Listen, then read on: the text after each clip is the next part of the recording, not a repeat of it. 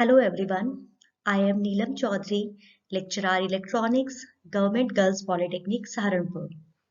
So today in Electronic Device and Circuit, we will study Large Signal Amplifier. तो अब तक जितने भी हमने एम्पलीफायर पढ़े थे प्रीवियस वीडियो में, वो जो हमने पढ़े थे दैट इज वोल्टेज एम्पलीफायर। ठीक है, हमने वोल्टेज एम्पलीफायर के बारे में बात की थी। ठीक है, जिन्हें हम स्मॉल सिग्नल एम्पलीफायर भी कहते हैं। ठीक है, अभी आगे मैं आपको बताऊंगी क्या डिफरेंस होता है दोनों में। ठीक, तो अब हम पढ़ेंगे लार्ज सिग्नल एम्पलीफायर। ठीक है, तो एक बार एक क्लासिफिकेशन देख लेते हैं एम्पलीफायर का कि किस तरीके से एम्पलीफायर डिफरेंट डिफरेंट एम्पलीफायर होते हैं, वो किस तरीके से होते हैं।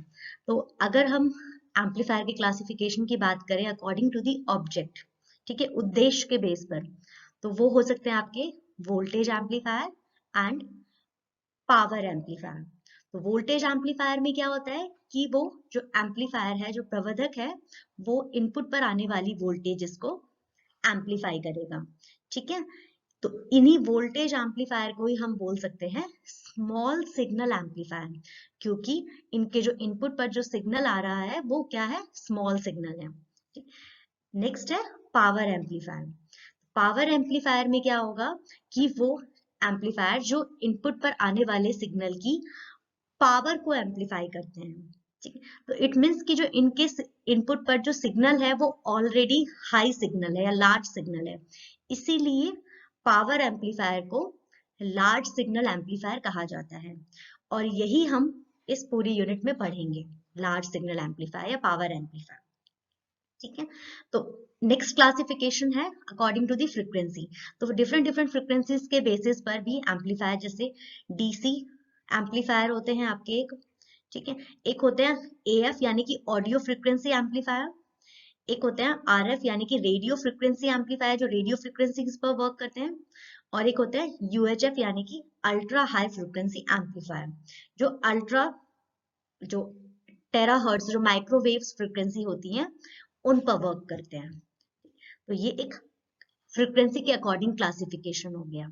Next is the according to the method of operation, यानी कि उनके कार्य करने के तरीके के बेसिस पर वो किस तरीके से कार्य करते हैं, मतलब क्या वो कैसे करते हैं। ठीक है, तो ये होते हैं आपके class A amplifier, class B, class A B और क्लास सी। ठीक, तो ये भी क्या है, ये भी एक टाइप से पावर एम्पलीफायर ही है, पावर को ही एम्पलीफाई करते हैं। ठीक है, तो ये पावर एम्पलीफायर में ही हम पढ़ेंगे इनको, ये इसी यूनिट में हम इन चारों को पढ़ेंगे क्लासिफिकेशन को। Next is the according to the coupling. तो हमने पढ़ा था लास्ट वीडियो में, कपलिंग क्या होता है कि जब भी एक स्टेज को दूसरी स्टेज से जोड़ा जाता है उसके लिए हम कपलिंग मेथड्स का यूज करते हैं। तो कपलिंग मेथड के बेसिस पर ये होता है आरसी कपलिंग एम्पलीफायर, ठीक, ट्रांसफॉर्मर एम्पलीफायर और डायरेक्ट कपल्ड एम्पलीफायर। तो ये भी हम लास्ट वीडियोस में पढ़ चुके हैं। ठीक है, तो अब हम सिर्फ बात करेंगे पावर एम्पलीफायर के बारे में, डिटेल में पढ़ेंगे, और ये डिफरेंट टाइप्स के जो पावर एम्पलीफायर हैं उनके बारे में पढ़ेंगे, क्लास ए बी और सी। तो जैसे कि अभी मैंने बताया classification according to the frequency. ठीक है, तो जैसे डीसी एम्पलीफायर जो 0 to 10 हर्ट्ज की रेंज तक कार्य करते हैं। Next is the AF amplifier, audio frequency, जो ऑडियो रेंज में, audio range is the 20 hertz to 20 kilo hertz, तो इस रेंज में वर्क करते हैं। ठीक, इनको हम जितने भी जो म्यूजिकल इंस्ट्रूमेंट होते हैं इनमें यहाँ पर यूज किया जाता है। Next is the radio amplifier, RF amplifier, जो रेडियो फ्रिक्वेंसी किलो हर्ट्ज से लेकर के मेगा हर्ट्ज तक की रेंज तक। ठीक है, तो ये ट्यून्ड एम्पलीफायर में यूज किया जाता है इनको। Next is the ultra high frequency amplifier, तो ये टेराहर्ट्ज, यहाँ पे टी आएगा, टेराहर्ट्ज, ये टेराहर्ट्ज की रेंज में। ठीक है, टेराहर्ट्ज की रेंज में, यानी कि माइक्रोवेव ट्रांसमिशन में अल्ट्रा हाई फ्रिक्वेंसी एम्पलीफायर का यूज किया जाता है। तो अब हम बात कर लेते हैं व्हाट इज पावर एम्पलीफायर। ठीक है, और पावर एम्पलीफायर की जरूरत क्यों पड़ती है। ठीक, अभी तक हमने लास्ट वीडियोस में पढ़ा था वोल्टेज एम्पलीफायर, ठीक है, जिसे हम स्मॉल सिग्नल एम्पलीफायर बोल देते हैं, या कई जगह पर उसको प्री एम्पलीफायर बोला जाता है, या सिंपल हम उसको सिर्फ एम्पलीफायर भी बोल सकते हैं। तो ये सारे के सारे किसके नाम है, वोल्टेज एम्पलीफायर। तो क्या था कि हमने देखा था कि जब आपने देखी थी मल्टी स्टेज हमने यूज किया था। मल्टी स्टेज से क्या था कि जो हमें सफिशिएंट आउटपुट नहीं मिल रहा था तो हमने एक और स्टेज लगाई थी, ऐसे इस तरीके से। तो जितने भी जो डिवाइसेस होते हैं उसमें जो लास्ट स्टेज होती है वो होती है लाउड स्पीकर की। ठीक है, तो लाउड स्पीकर को ड्राइव करने के लिए, चलाने के लिए एक सफिशिएंट पावर की जरूरत होती है। तो कई बार क्या होता है कि जो वोल्टेज एम्पलीफायर है उससे हमें जो आउटपुट मिलता है वो इतना सफिशिएंट नहीं होता, उसकी पावर, कि वो इसको ड्राइव कर सके, इसको चला सके। इसीलिए वोल्टेज एम्पलीफायर के बाद एक पावर एम्पलीफायर यूज किया जाता है, जिसको जो इनपुट पर ऑलरेडी जो हाई वोल्टेज सिग्नल है वो मिलता है, और वो क्या करता है, पावर एम्पलीफायर उसकी पावर को एम्पलीफाई करता है। ठीक है, और उसी पावर एम्पलीफायर के अकॉर्डिंग फिर लास्ट में लाउड स्पीकर लगता है। ठीक है, जो उसको ड्राइव कर सकता है। तो ये एक पीए सिस्टम होता है, पब्लिक एड्रेस सिस्टम। एक इसका ब्लॉक डायग्राम दिखाया गया है कि जिसमें जैसे कि क्या होता है कि माइक्रोफोन्स, ठीक है, माइक्रोफोन्स को माइक बोल देते हैं जनरल लैंग्वेज में। तो जो माइक है, ठीक, तो अगर हमने एक या एक से ज्यादा माइक यूज किए हैं तो माइक क्या करते हैं, बेसिकली ऑडियो सिग्नल को, जो साउंड सिग्नल है उसको इलेक्ट्रिकल में कन्वर्ट करते हैं। ठीक है, तो ये इलेक्ट्रिकल में कन्वर्ट होगा। तो अगर एक या एक से ज्यादा यूज किए, इसीलिए यहाँ पे मिक्सर यूज किया गया है जो उन सभी सिग्नल्स को मिक्स करेगा। देन उसके बाद वोल्टेज एम्पलीफायर है जो उसकी सिग्नल की वोल्टेज को एम्पलीफाई करेगा। ठीक है, देन उसके बाद प्रोसेस सर्किट है जो उसमें प्रोसेसिंग करेगा, ड्राइवर एम्पलीफायर है। ठीक है, ये सब वोल्टेज एम्पलीफायर है। ठीक है, तो जो सेकंड लास्ट है that is the power amplifier. तो यहाँ पर पावर एम्पलीफायर पर एक हाई वोल्टेज सिग्नल आएगा, तो पावर एम्पलीफायर उसकी पावर को सफिशिएंट बढ़ा देगा, इंक्रीज कर देगा, और उस हाई पावर सिग्नल को फिर लाउड स्पीकर में फीड किया जाता है। लाउड स्पीकर जो लास्ट स्टेज है, लाउड स्पीकर वो इलेक्ट्रिकल सिग्नल को अगेन फिर साउंड सिग्नल में कन्वर्ट करता है। तो ये एक ब्लॉक डायग्राम है पीए सिस्टम का, पब्लिक एड्रेस सिस्टम का। तो बेसिकली इसको बताने का ये यूज था कि पावर एम्पलीफायर को मतलब कहाँ पर यूज किया जाता है। तो ये पावर एम्पलीफायर जो है वो सेकंड लास्ट स्टेज होती है। ठीक है, उसके बाद जनरली लाउड स्पीकर लगाया जाता है। तो हम बात कर लेते हैं difference between voltage and power amplifier. तो अब तक जितना भी जो हमने पहले वीडियोस में पढ़ा था वो सारे के सारे क्या थे, वोल्टेज एम्पलीफायर। ठीक है, जो सिंगल स्टेज या मल्टी स्टेज एम्पलीफायर थे वो सभी के सभी वोल्टेज एम्पलीफायर थे। और इस आगे जो हम पढ़ेंगे आगे वाली यूनिट में, that is the power amplifier. तो एक डिफरेंस देख लेते हैं। ठीक, तो वोल्टेज एम्पलीफायर बेसिकली जो क्या करता है, वोल्टेज एम्पलीफायर जो वोल्टेज होती है सिग्नल की उसको एम्पलीफाई करता है, यानी कि उसको बढ़ाता है। ठीक है, और जो पावर एम्पलीफायर है वो सिग्नल की पावर को बढ़ाता है, पावर लेवल को बढ़ाता है। Second is the voltage amplifier को स्मॉल सिग्नल एम्पलीफायर कहा जाता है। इसीलिए कहा जाता है क्योंकि इसके जो इनपुट पर जो सिग्नल है, ठीक है, वो क्या होता है, कम होता है। और इसी तरह पावर एम्पलीफायर को लार्ज सिग्नल एम्पलीफायर कहा जाता है क्योंकि इसके जो इनपुट पर सिग्नल है वो ऑलरेडी हाई सिग्नल होता है। Next is the magnitude of input signal. ठीक है, वही चीज जो मैंने अभी बताई कि जो इनपुट सिग्नल होगा यहाँ पे क्या होगा, स्मॉल होगा, और यहाँ पर लार्ज होगा। ठीक है, अब टाइप ऑफ कपलिंग यूज, तो वोल्टेज एम्पलीफायर में जनरली आरसी कपलिंग यूज की जाती है।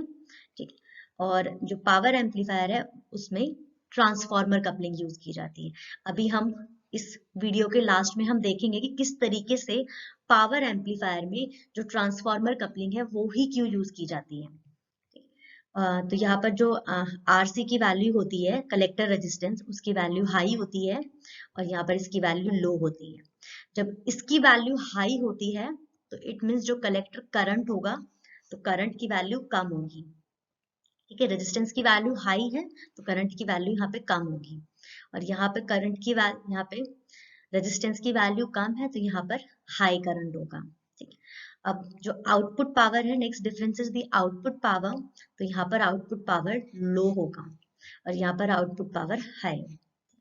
Next is the value of beta. Beta क्या होता है, beta is the current amplification factor. ठीक, तो बीटा होता है कॉमन एमीटर के लिए, क्योंकि हमने जो ट्रांजिस्टर यहाँ पे यूज किए हैं दोनों टाइप में ही, वो हमने यूज किए हैं कॉमन एमीटर। तो कॉमन एमीटर में जो करंट एम्पलीफिकेशन फैक्टर होता है उसको बीटा से डिनोट करते हैं। ठीक है, तो बीटा क्या होता है? Output current upon input current. तो यहाँ पर इसकी वैल्यू लो होती है वोल्टेज एम्पलीफायर में, और पावर एम्पलीफायर में इसकी वैल्यू हाई होती है।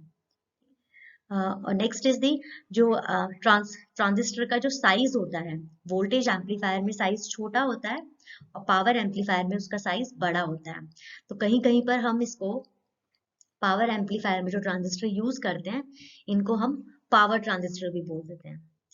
तो इसमें जो हीट डेसिपेशन होता है वोल्टेज एम्पलीफायर में कम होता है, और पावर एम्पलीफायर में हीट डेसिपेशन ज्यादा होता है। ये चीज भी हम अभी आगे देखेंगे कि पावर एम्पलीफायर में जो हीट डेसिपेशन है वो क्यों ज्यादा होता है। ठीक है, और यहाँ पे जो लोड इम्पिडेंस है वो भी यहाँ पे ज्यादा होता है यहाँ पे, और यहाँ पर कम होता है। तो these are the difference between voltage amplifier and power amplifier. तो ये बहुत ही इंपॉर्टेंट है, वोल्टेज एम्पलीफायर और पावर एम्पलीफायर में डिफरेंस। तो पावर एम्पलीफायर में हम पढ़ने से पहले हम एक दो टर्म्स देख लेते हैं। एक है इम्पिडेंस मैचिंग। तो इम्पिडेंस मैचिंग इन एम्पलीफायर, तो ये तो एम्पलीफायर की बात है। अगर जनरली भी इम्पिडेंस मैचिंग की अगर हम बात करते हैं, अगर ये टर्म आती है इम्पिडेंस मैचिंग, तो इम्पिडेंस मैचिंग का मतलब होता है कि इम्पिडेंस यानी कि प्रतिबाधा। ठीक, तो प्रतिबाधा मैचिंग यानी कि एक डिवाइस है उसके बाद अगर एक नेक्स्ट डिवाइस लगाया गया है, तो इट मीन्स इस डिवाइस का जो आउटपुट इम्पिडेंस है और इस डिवाइस का जो नेक्स्ट डिवाइस है उसका इनपुट इम्पिडेंस है, वो दोनों क्या होने चाहिए? मैच होने चाहिए। ठीक है, किस चीज के लिए? मैक्सिमम पावर ट्रांसफर के लिए। ठीक है, मैक्सिमम पावर ट्रांसफर के लिए इसका आउटपुट इम्पिडेंस और नेक्स्ट डिवाइस का जो इनपुट इम्पिडेंस है इट शुड बी मैच। ठीक, अगर वो दोनों मैच होंगे तभी उसमें क्या होगी? मैक्सिमम पावर ट्रांसफर होगी। तो यहाँ पर अगर हम एम्पलीफायर की बात कर रहे हैं, पावर एम्पलीफायर में, तो पावर एम्पलीफायर के बाद नेक्स्ट लगा होता है लाउड स्पीकर। ठीक है, यानी कि पावर एम्पलीफायर यानी कि उसका आउटपुट इम्पिडेंस और लाउड स्पीकर का जो इम्पिडेंस है, इनपुट इम्पिडेंस, वो दोनों क्या होने चाहिए? मैच होने चाहिए। ठीक है, तो यही चीज है कि किसी भी सर्किट की जो मैक्सिमम पावर ट्रांसफर के लिए उसका आउटपुट इम्पिडेंस और जो लोड लगा है यानी कि उससे जो आगे डिवाइस लगा है उसका जो इम्पिडेंस है वो क्या होना चाहिए? मैच होना चाहिए। तो यहाँ पर ये एक पावर एम्पलीफायर है। अभी हम इसका डायग्राम डिटेल में फिर देखेंगे, अभी इसको हम एक देख सकते हैं। ठीक है, ये ट्रांजिस्टर है, यहाँ पे एक आरई रजिस्टर लगा हुआ है, इसके यहाँ पे बाईपास कैपेसिटर लगा है। तो ये एक इसकी कलेक्टर साइड पर एक ये ट्रांसफार्मर कपलिंग लगी हुई है, ट्रांसफार्मर कपलिंग है, और फिर एक लाउड स्पीकर लगा हुआ है। ठीक है, तो हम बात कर रहे हैं यानी कि हमने क्या बोला कि जो ट्रांसफार्मर है इसका जो इम्पिडेंस है और जो लाउड स्पीकर का जो इम्पिडेंस है इट शुड बी मैच। ठीक, तो अगर हमने इसका जो ट्रांसफार्मर इम्पिडेंस है इसको हमने आर एल डैश से शो करते हैं। ठीक है, आर एल डैश से डिनोट करते हैं, और लाउड स्पीकर का जो इम्पिडेंस है, क्योंकि ये लोड है इसलिए हमने इसको आर एल से डिनोट किया है। ठीक है, तो इस चीज को, इस वाली चीज को हमने एक डिटेल में यहाँ पे बनाया है। ठीक है, तो यहाँ पे आप ये चीज देख सकते हैं, ट्रांसफार्मर बनाया हमने, और यहाँ पर हमने जो लोड है, जो लाउड स्पीकर है, उसको हमने आर एल से डिनोट किया, उसके लोड को। ठीक है, और जो ट्रांसफार्मर है उसके लोड को डिनोट किया आर एल डैश से। ठीक, तो ये ट्रांसफार्मर है, ट्रांसफार्मर की प्राइमरी साइड, और दिस इज द ट्रांसफार्मर की secondary side. N1, N1 is the number of turn in primary side, और N2 is the number of turn in secondary side। ठीक है, तो ये वोल्टेज है V1 और यहाँ पे करंट है I1 और यहाँ पे V2 एंड I2। ठीक है, तो हमने क्या माना है उसको, जो ट्रांसफार्मर का जो रेजिस्टेंस है उसको हमने आर एल डैश माना है। तो आर एल डैश जो होगा, तो आर को हम क्या लिख सकते हैं? Voltage upon current. तो आर एल डैश ट्रांसफार्मर का है उसको हम लिखेंगे V1 अपॉन I1। इसी तरीके से जो लोड पर जो रेजिस्टेंस लगाया गया है आर एल, वहां पर जो वोल्टेज है V2 अपॉन I2। ठीक, तो इसको इस तरीके से लिख सकते हैं V1 अपॉन V2, और ये I2 ऊपर चला गया, I2 अपॉन I1। ठीक, अब जो V1 अपॉन V2 होता है ट्रांसफॉर्मर में, जो V1 upon V2 is equal to होता है N1 अपॉन N2। तो ये N1 और N2 क्या है, नंबर ऑफ टर्न्स हैं, जो वाइंडिंग है वहां पे जो नंबर ऑफ टर्न्स हैं प्राइमरी के और सेकेंडरी के। ठीक है? इसी तरीके से I2 upon I1 N1 upon N2 होता है, तो ये N1 अपॉन N2 का होल स्क्वायर हो जाएगा। ठीक, तो देख सकते हैं कि जो RL डैश है, यानी कि जो ट्रांसफॉर्मर का जो इम्पीडेंस है, उसकी प्रतिबाधा है, वो किस तरीके से लोड के इम्पीडेंस पे डिपेंड, यानी किस तरीके से उस पे डिपेंड करती है, मतलब किस तरीके से उसके बराबर हो सकती है। तो ये चीज किस पे डिपेंड करती है, N1 अपॉन N2 के रेशो पर। तो इसको हम इनको वेरी कर करके N1 और N2 को हम एडजस्ट करके हम इन दोनों को RL डैश और RL को हम बराबर कर सकते हैं। ठीक है, और बराबर कर सकते हैं और फिर उससे क्या होगा, यानी कि मैक्सिमम पावर, यानी कि जितनी पावर है पावर एम्पलीफायर में, वो सारी की सारी पावर क्या होगी, ट्रांसमिट होगी लाउड स्पीकर में। तो इसीलिए मैक्सिमम पावर ट्रांसफर के लिए जो ट्रांसफॉर्मर है उसका इम्पीडेंस लाउड स्पीकर के इम्पीडेंस से मैच करना चाहिए। Next is the collector efficiency. ठीक है, तो एफिशिएंसी अगर हम बात करते हैं किसी भी डिवाइस की, वो होती है उसकी आउटपुट अपॉन इनपुट इनटू 100। ठीक, तो वो होता है एफिशिएंसी। तो यहाँ पर हम बात कर रहे हैं पावर एम्पलीफायर की। अच्छा, जो पावर एम्पलीफायर है, हमने बोला कि पावर एम्पलीफायर में हम जो सिग्नल है उसकी पावर को एम्पलीफाई करते हैं। ठीक है, जो एसी सिग्नल आ रहा है, उसकी एसी इनपुट सिग्नल आ रहा है और एसी आउटपुट सिग्नल जो हमें मिल रहा है वो हाई पावर का मिल रहा है। तो यहाँ पर पावर जो है वो किस तरीके से बढ़ गई। ठीक, तो आपने देखा होगा अभी जो पहले हमने पढ़ा था डायग्राम सर्किट, याद होगा, तो वहां पे जो ट्रांजिस्टर है, ठीक है, क्योंकि ट्रांजिस्टर एक एक्टिव डिवाइस होता है, तो किस तरीके से जो एसी आउटपुट पावर है उसकी किस तरीके से पावर इंक्रीज होगी। तो हमने देखा था कि जो ट्रांजिस्टर है, क्योंकि ट्रांजिस्टर एक एक्टिव डिवाइस होता है, तो उसको वर्क कराने के लिए उसको सप्लाई की जरूरत होती है, एक बैटरी से सप्लाई की जरूरत होती है, जो हम देते हैं। आपने देखा था VCC हमने दिया था, ठीक है, और हमने यहाँ पे वोल्टेज डिवाइडर बाइसिंग यूज की थी, R1 R2 और RE लगा करके। ठीक है, तो यानी कि जो एक DC सप्लाई जो यूज की गई है VCC, ठीक है, तो हम उसको भी हम क्या करेंगे, use AC power output power में कन्वर्ट करेंगे। ठीक है, इसीलिए पावर एम्पलीफायर को AC टू DC कन्वर्टर भी कहा जाता है। तो हम एफिशिएंसी की बात कर लेते हैं। तो सर्किट को बैटरी से कुल प्राप्त डीसी पावर को हमने, जो डीसी पावर मिल रही है उसको, जो VCC है, ठीक है, जो VCC वोल्टेज हम दे रहे हैं, जो उससे जो पावर मिल रही है उसको हमने दो में डिवाइड किया, वो दो हिस्सों में डिवाइड होती है। एक तो वो जो लोड है, जो लोड लगाया गया आउटपुट पे, लोड रेजिस्टेंस, उस पर हीट लॉस होता है कुछ, और कुछ पावर जाती है ट्रांजिस्टर को। ठीक है, तो जैसे इसको कुल डीसी पावर को, इसको हमने डिनोट किया है PDC इन। ठीक है, यानी कि इनपुट डीसी पावर। ठीक, तो ये दो पार्ट में डिवाइड होगी। कुछ जाएगी आपकी जो लोड रेजिस्टेंस है RL, वहां पर हीट लॉस होगा, उसको डिनोट किया गया है PLDC से, और कुछ पावर जाएगी ट्रांजिस्टर को। तो अब जो ट्रांजिस्टर को पावर जा रही है, ट्रांजिस्टर को पावर जाएगी, वो भी दो पार्ट में डिवाइड होगी। तो कुछ पावर तो कलेक्टर पर चली जाएगी, जो RC लगा हुआ है वहां पर, जो कलेक्टर रेजिस्टेंस लगा है RL, वहां पर जाएगी, इसको डिनोट किया है PC DC से। और कुछ पावर फिर यूजफुल आउटपुट पावर में, AC आउटपुट पावर में कन्वर्ट होगी, तो इसको डिनोट किया है P0 AC, यानी कि यूजफुल आउटपुट पावर। तो हम लिख सकते हैं जो DC इनपुट पावर है, जो सप्लाई दी गई है उसको, सर्किट को, वो कुछ लोड पर वो होगी पावर, कुछ कलेक्टर पर, और कुछ पावर यूजफुल पावर। यानी कि ये जो पावर है ये तो हमारी वेस्ट ही है, हमारी यूजफुल पावर इज दिस।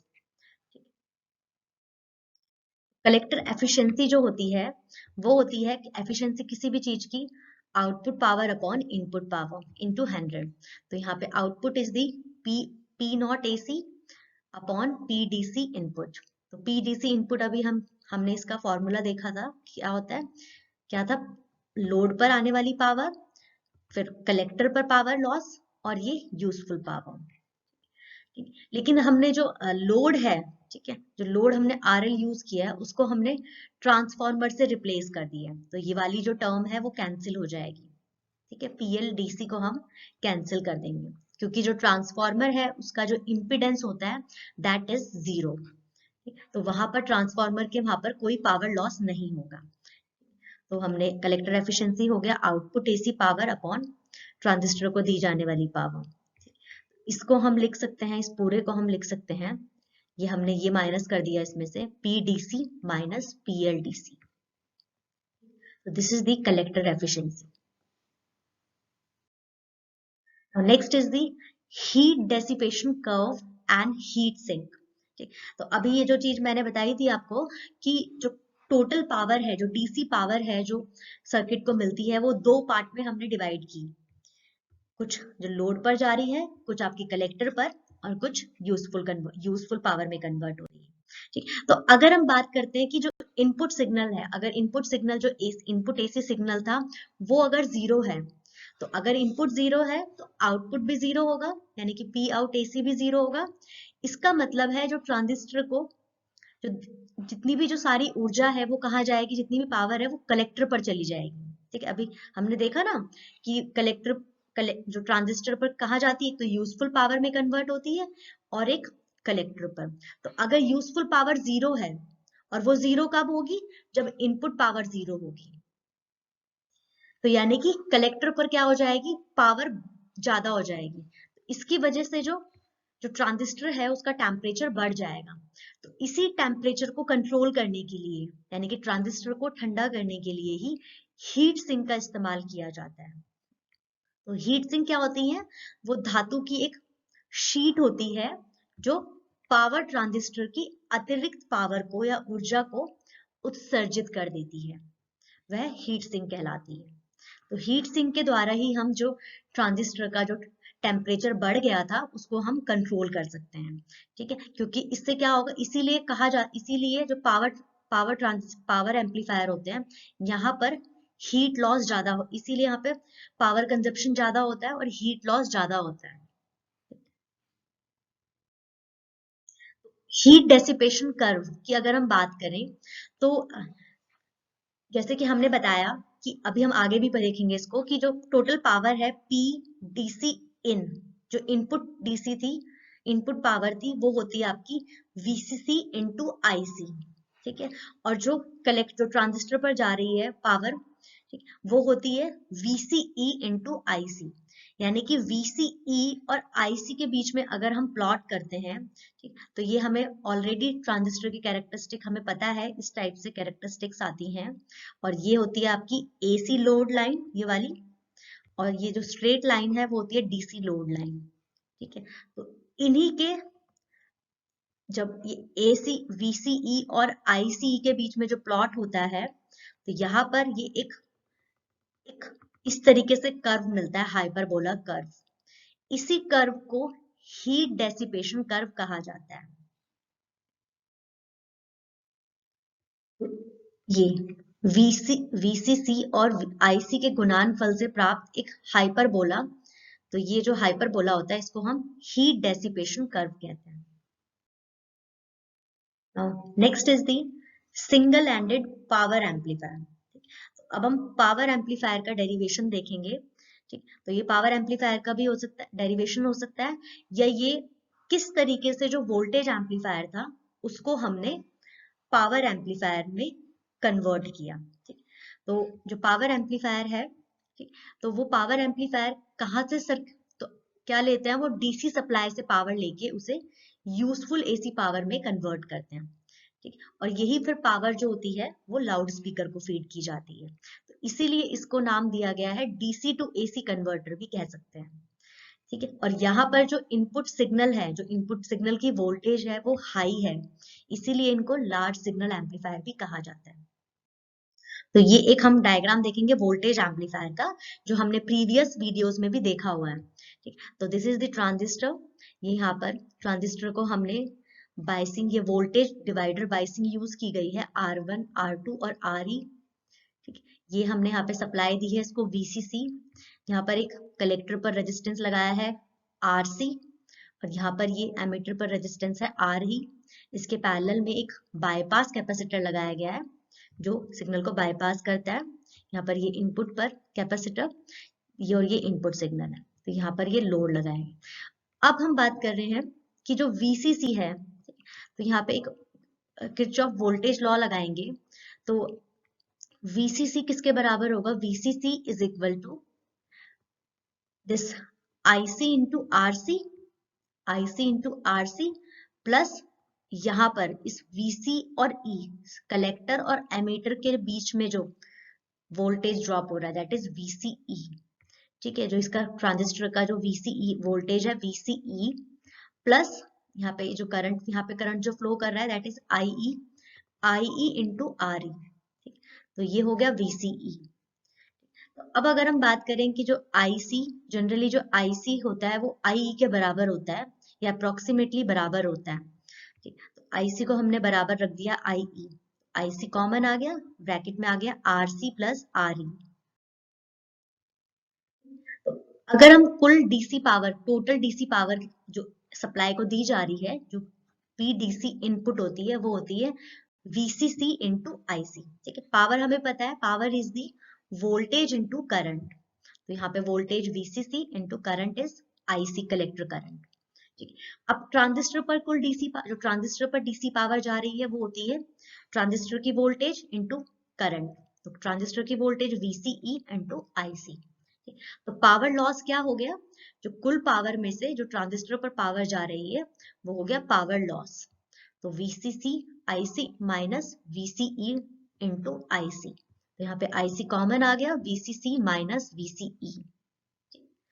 अब जो VCE की वैल्यू है इक्वेशन नंबर 1 से, वहां से वैल्यू रखेंगे VCE की, तो VCE यहाँ पे माइनस है तो VCC अंदर वो प्लस हो गया, plus IC RC plus RE। तो VCC कैंसिल, तो यहाँ पे आ गया पावर लॉस आ गया IC स्क्वायर ब्रैकेट में RC प्लस RE। तो इट मीन्स कि जो ये RC और RE है, इनको हम चेंज करके हम पावर लॉस को कम कर सकते हैं, इनको हम रिमूव करके पावर लॉस को कम कर सकते हैं। लेकिन ये जो RE है, जो एमीटर साइड पर जो रेजिस्टेंस लगा है, इसको हम रिमूव नहीं कर सकते क्योंकि ये ट्रांजिस्टर को स्टेबिलिटी प्रोवाइड करता है। तो हम क्या करेंगे, ये जो कलेक्टर पर रेजिस्टेंस लगाया है RC, इसको रिमूव कर देंगे। तो इसको रिमूव करके ऐसा लोड लगाएंगे जिसका जो DC लो इंपिडेंस होगा वो 0 हो और AC इंपिडेंस क्या हो? हाई हो। इसकी जगह पर हम क्या लगाएंगे? इंडक्टर। ठीक है, क्योंकि इंडक्टर का आपको इंपिडेंस पता है, इंडक्टर के इंपिडेंस को हम XL से डिनोट करते हैं। तो XL is equal to 2πfL। तो DC के लिए फ्रीक्वेंसी 0 होती है, इट मीन्स XL इज 0। तो यानी कि DC लोड 0 हो गया। ठीक है, जब DC लोड 0 हो गया यानी कि DC वोल्टेज ड्रॉप 0 हो गया, यानी कि पावर लॉस कम हो जाएगा। तो हमने क्या किया, जो कलेक्टर रेजिस्टेंस है जो RC है उसकी जगह पर हमने क्या लगाया? एक इंडक्टर लगाया, एक इंडक्टर। ठीक है, एक कोइल वाइंडिंग लगाई है। ठीक है, तो इसी, ठीक है, तो ये हो गया आपका। Now this is the complete diagram for the power amplifier. तो ये आप बोल सकते हो power amplifier with LC coupling. ठीक है, या पावर एम्पलीफायर, इसमें आप देख सकते हो यहाँ पे ट्रांसफार्मर लग जाएगा। तो ये पावर एम्पलीफायर में इसीलिए हम ट्रांसफार्मर कपलिंग यूज करते हैं। तो ये एग्जाम में कई बार आ जाता है क्वेश्चन, डायरेक्ट आता है या तो पावर एम्पलीफायर बताइए। ठीक है, ये पावर एम्पलीफायर में कौन सी कपलिंग यूज करते हैं, तो हम ये डेरिवेशन करेंगे।